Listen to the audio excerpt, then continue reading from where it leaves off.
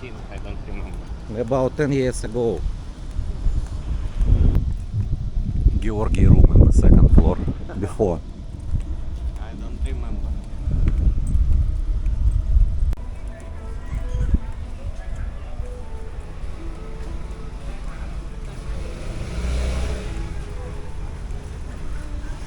Beach road already.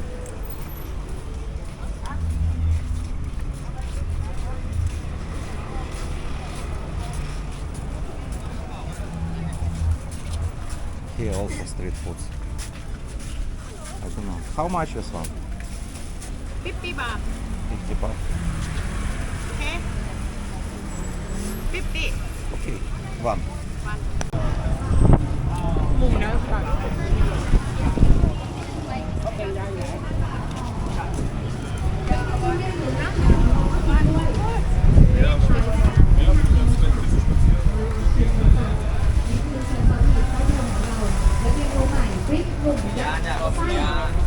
ได้เลยพี่ชูได้เลย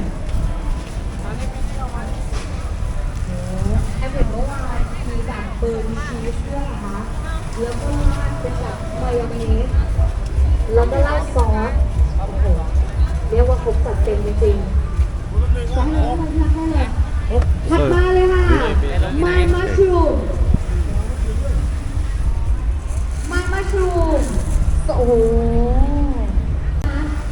ไม่มีตั้งโชว์อย่างจริงจัง We will buy แต่เราจะมี foods for Shaira. She want foods and pancake, she say to me. ถ้ามามา Maybe have pancake. เนี่ยค่ะเป็นตัวค่ะ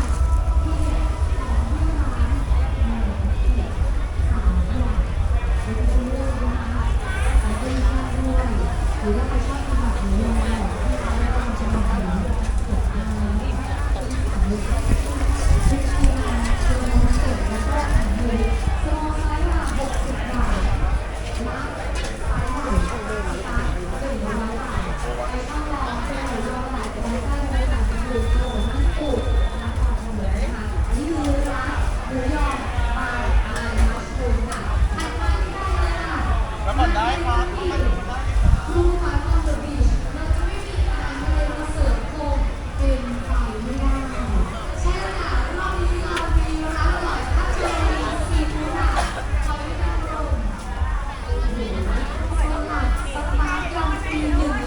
Don't have chocolate. She want chocolate pancake. แซ่บมากนะแล้วหอยนางรมตัวใหญ่เนี่ยเป็นแบบ fresh oyster start ตัวละ70 5 ตัวจัดโปรอีก330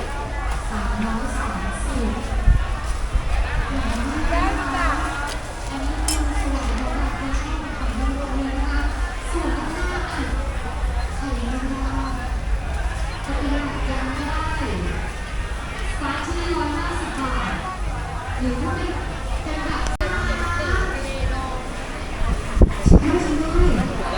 แบบเป็นตัวขาหมูกรอบเลยที่เราไม่ลองชิมมี2ไส้ค่ะ Microphone. L450 Hello, Mr. Pires. Hi. Pires. 2 ขีดนะคะ Thank you. Ah, what is this? Fox.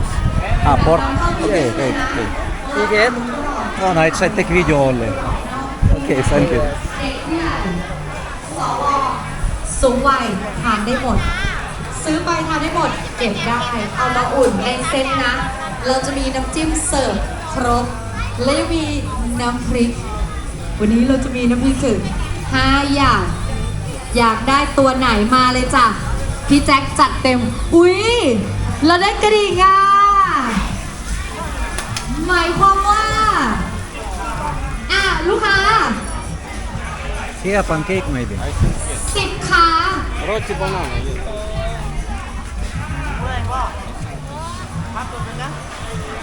Maybe same like this. นะครับใส่บา Ah, นาน่า there. Roti banana. Yes. ใส่บานาน่า Ah, we got it. Ah, chocolate with chocolate. No Don't have. chocolate. No chocolate. only banana She said with ลูกค้า chocolate. ขาหมูกรอบวิขอบคุณมากค่ะขอบคุณมากค่ะมาเลยจ้ามาเลยช็อปปี้ทุกขา บานาน่าออริจินอลโรตีโคโคนัทออริจินอลโคโคนัทบานาน่า สวยด้วยขอบคุณนะคะ Original coconut banana. Coconut, banana, coconut. ขอบคุณมากค่ะ ออริจินอล มา บา เลย นา ค่ะ น่าโคโคนัท and thank you very much นะคะสำหรับที่ร้านขาหมูกรอบ by Chef Day Banana, มาเลยจ้ะคนดี Окей, coconut.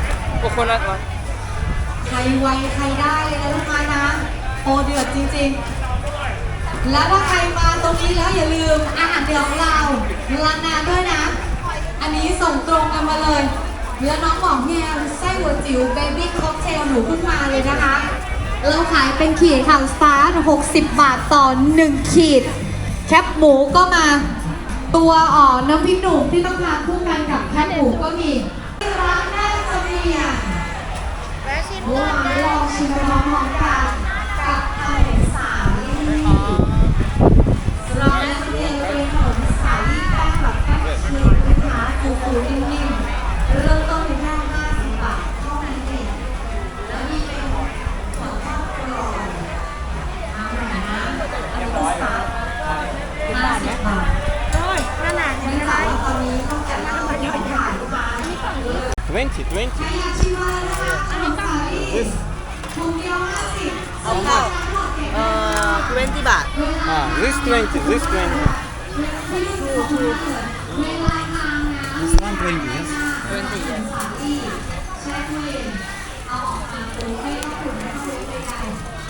แล้วก็ถ้าเอาออกมาแล้วนะคะมันจะทานเรียกว่าใครชอบทานเนื้อย่างชอบทานไก่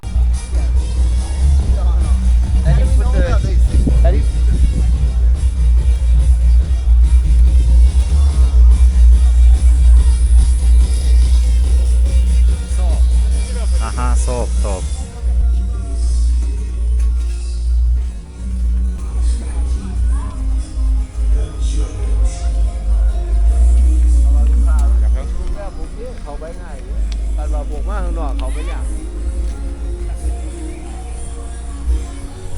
Snow, Георгий, snow.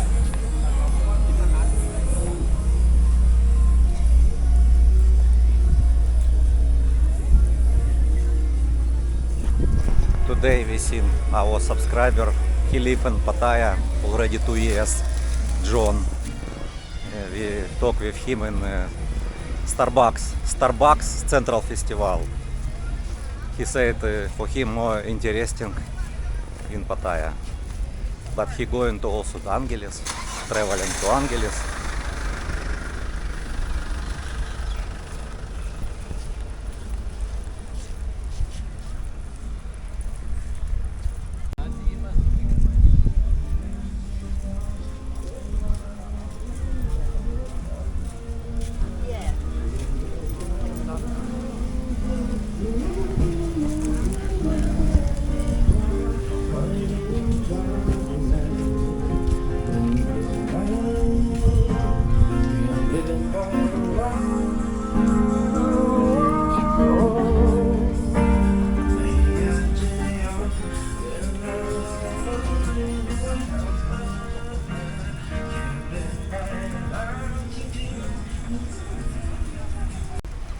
This part of the road is closed.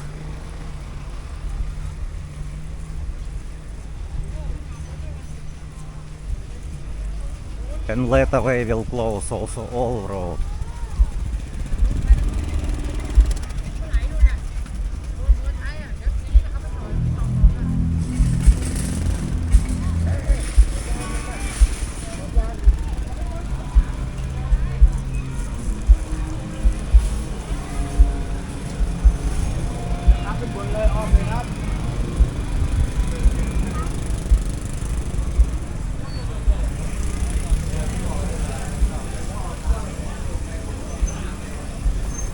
This is soy 6.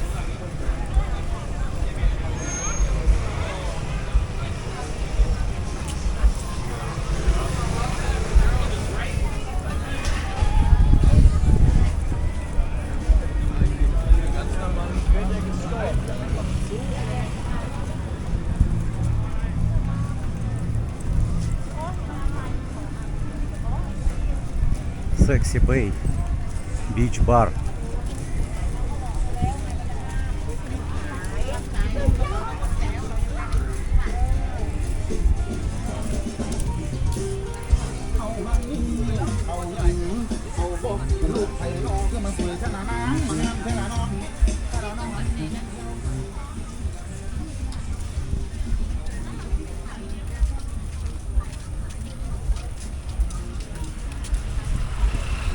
mobile toilet.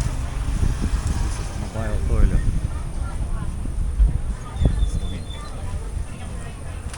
This for woman,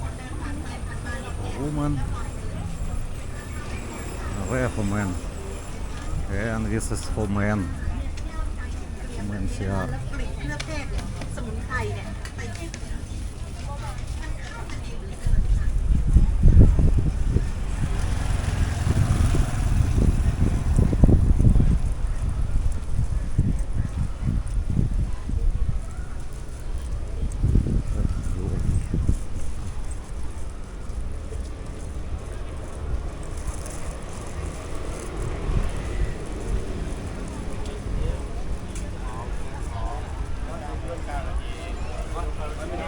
What you want, Georgi? Huh? You How want- many milligrams?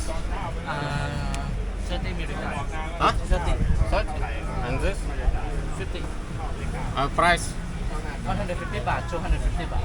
150 to 50. Okay. You want buy? Not now. Okay, let's go.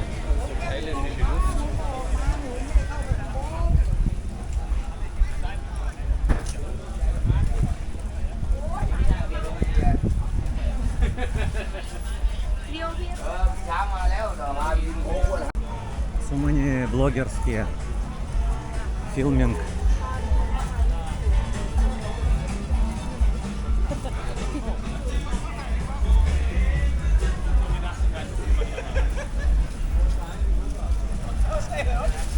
Pattaya pho.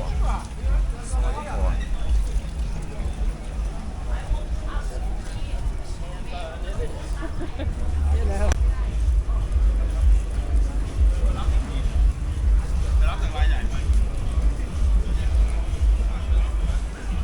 Soy 3 now.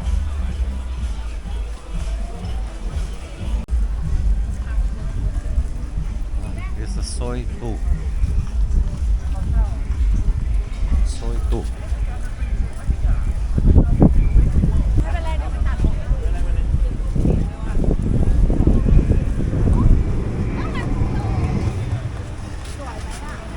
Away to fail.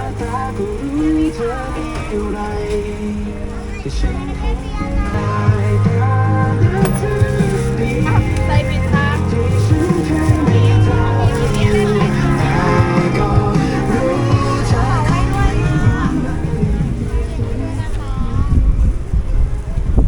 What do you want, Georgi, buy? Coconut. Coconut? Okay. Coconut. How much coconut? How much? 50. 50 baht coconut. Yes. I already prepare for you.